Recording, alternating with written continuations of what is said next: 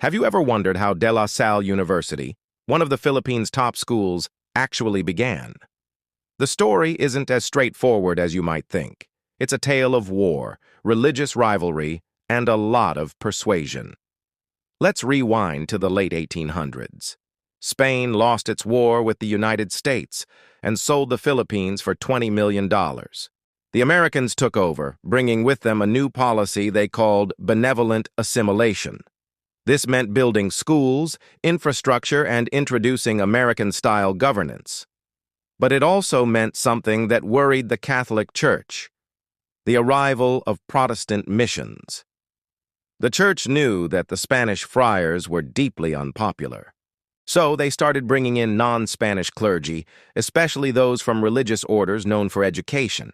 One of these was Jeremiah Hardy, the new Archbishop of Manila in 1903. Hardy, having attended a De La Salle Christian Brothers school himself in St. Louis, Missouri, knew firsthand the quality of their teaching. He saw them as the perfect counter to the growing influence of Protestant schools. In 1905, Archbishop Hardy wrote to the Brothers' Superior General, inviting them to open a school in the Philippines. But here's the twist: they said no, or at least they were very hesitant.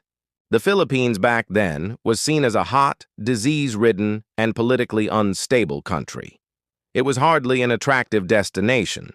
It took another 6 years of begging, pleading, and back-channel negotiations before the brothers finally gave in. In 1911, 9 pioneering brothers, a mix of French, Irish, and American, arrived in Manila to start what would become a massive educational legacy. They were led by Brother Blimond Pierre, the first principal of the new school in Paco.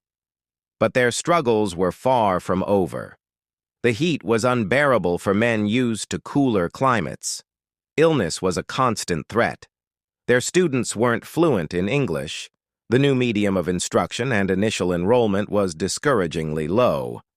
For a while, it seemed like the entire venture might fail. However, by the 1920s, things started to turn around. The school moved from its small campus in Paco to a much more prominent location on Taft Avenue. More brothers arrived to strengthen the faculty, and crucially, more of Manila's prominent families began sending their sons to the school.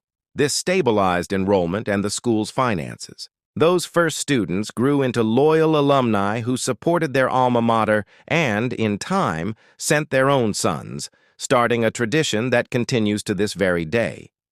And that's the little-known story of La Salle's uncertain beginnings. Thanks for watching. If you found this interesting, don't forget to like, share, and subscribe for more historical deep dives. See you next time.